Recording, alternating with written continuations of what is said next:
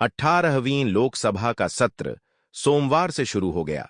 सत्र के पहले दिन पीएम मोदी, उनके मंत्री परिषद के सदस्यों समेत अन्य 9 निर्वाचित सदस्यों को शपथ दिलाई गई। इसके बाद लोकसभा के बाकी सदस्यों को भी शपथ दिलाई गई।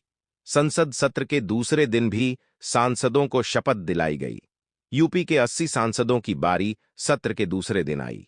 इस दौरान नगीना लोकसभा सीट से जीतकर पहली बार संसद पहुंचे चंद्रशेखर ने भी शपथ ली और चिराग पासवान हाजीपुर लोकसभा से जीत हासिल की। दोनों को शपथ लेने के दौरान कुछ ऐसा बोला कि लोगों में बवाल मच गई, जिसके कारण चंद्रशेखर आजाद को मिली शाबाशी और चिराग पासवान हुए ट्रोल। चलिए बताते हैं दोनों ने संसद में ऐसा क्या बोले जिसके कारण लोगों ने बवाल मचाई। इस वीडियो को देखने से पहले अभी तक मेरे इस भीम आर्मी वाला चैनल को सब्सक्राइब नहीं किया है तो जल्दी से कर लीजिए, ताकि ऐसी वीडियो की नोटिफिकेशन आपको पास मिलती रहेंगी। और साथ ही साथ लाइक, शेयर, कमेंट भी कर दीजिए। चलिए वीडियो शुरू करते हैं।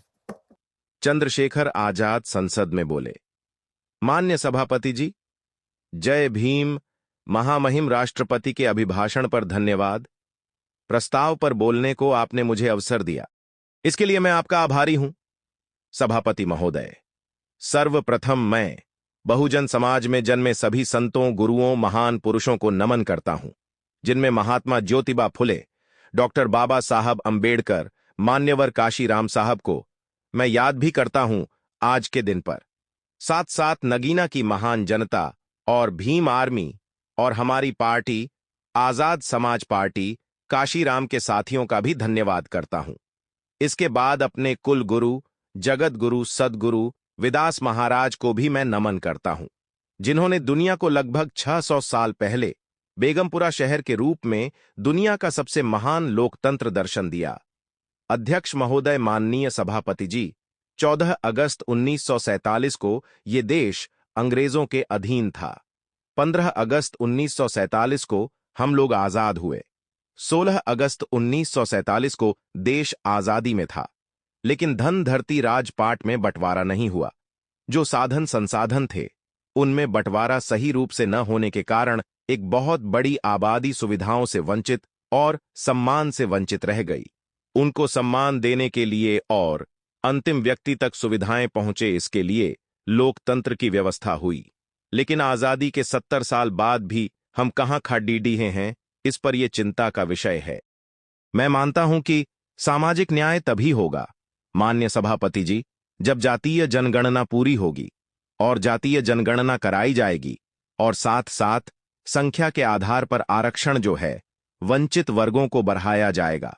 उसके साथ साथ जब राष्ट्रपति अभिभाषण पर बात रखी थी तो उन्होंने शहरी और ग्रामीण क्षेत्रों के विकास की बात कही और यह भी कहा कि दुनिया में सबसे उत्तम शहर हमारे यहां बने। लेकिन माननीय सभापति जी, 70% आबादी तो गांव में निवास करती है, तो गांव की आबादी के बारे में भी सोचना होगा कि उनका जीवन कैसे बदले। मान्य सभापति जी, उस शैक्षणिक संस्थानों में भोजन समाज के जो छात्र हैं उनके साथ कास्ट एट्रोसिटी हो रही है, निरंतर उनकी हत्या हो रही है।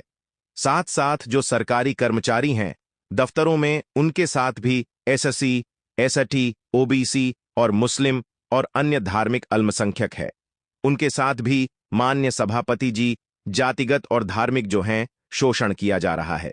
इसलिए मेरी मांग भी यह कि पुरानी पेंशन को भी अध्यक्ष बहाल किया जाए। जो कर्मचारी देश की सेवा में लगे हैं उनका भी सम्मान होना चाहिए। साथ साथ सभापति जी, भाजपा ने चुनावी लाभ के लिए सबका साथ सबका विकास के नारे दिए जो खोखले हैं, क्योंकि 10 साल में दलित, पिछड़े, आदिवासी, मुस्लिम और अन्य धार्मिक के जो अत्याचार हुए हैं वो किससे छिपे नहीं हैं। यह गलत है, यह बंद होना चाहिए। सभापति मोदी जी, महामहिम राष्ट्रपति के भाषण में निजी क्षेत्रों में एससी, एसटी, ओबीसी को रिजर्वेशन देने का कोई उल्लेख नहीं हुआ है, जो कि आज चर्चा का विषय, क्योंकि 98% प्राइवेट सेक्टर है, 2% सरकारी सेक्टर है, तो 98% प्राइवेट सेक्टर में भी हमारी हिस्सेदारी की बात होनी चाहिए। मान्य सभापति जी, आशा कार्यकर्ता, आंगनबाड़ी वर्करों भोजन माताओं के वेतन वृद्धि पर भी कोई उल्लेख नहीं हुआ है। वो भी अभी नंगे, उन पर भी सोचना पड़ेगा। मान्य सभापति जी, जिस क्षेत्र से मैं चुन के नगीना से, वो बहुत पिछड़ा क्षेत्र है। उस क्षेत्र में कोई विशेष आर्थिक पैकेज नहीं दिया गया, रोजगार की सेवाएं नहीं है, नौजवान पलायन करता है।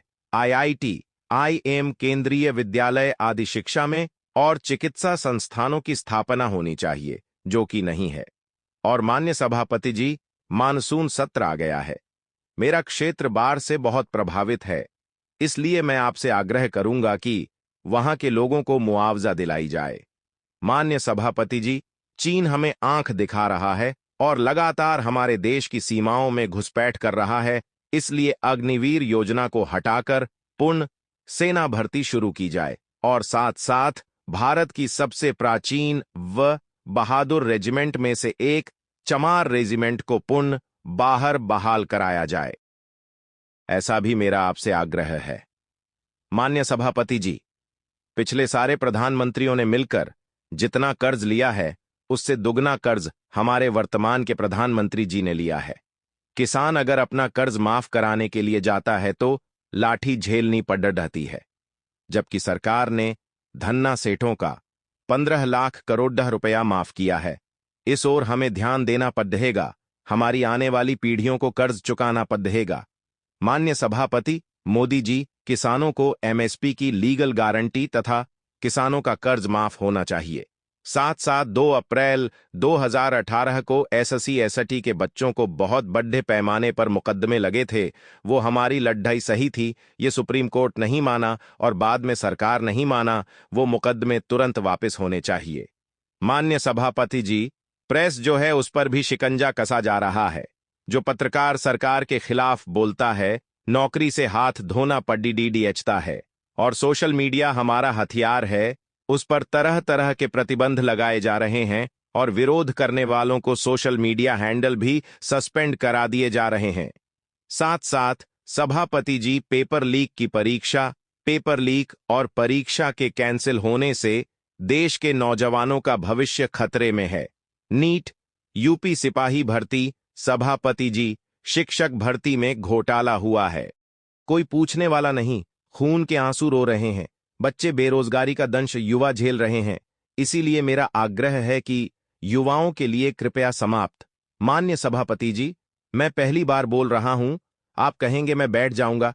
मैं आपकी बात में संवैधानिक मर्यादा का पालन करता हूं। चंद्रशेखर आजाद जी और भी बहुत सारी बात बोले। चलिए अब बताते हैं चिराग पासवान क्या बोले। मैं चिराग पासवान, जो लोकसभा का सदस्य निर्वाचित हुआ हूं, ईश्वर की शपथ लेता हूं कि मैं विधि द्वारा स्थापित भारत के संविधान के प्रति सच्ची श्रद्धा और निष्ठा रखूंगा। मैं भारत की प्रभुता और अखंडता अक्षों में रखूंगा तथा जिस पद को मैं ग्रहण करने वाला हूं, उसके कर्तव्यों का श्रद्धापूर्वक निर्वहन करूंगा। अब आपको बता रहे हैं विवाद क्यों हुआ।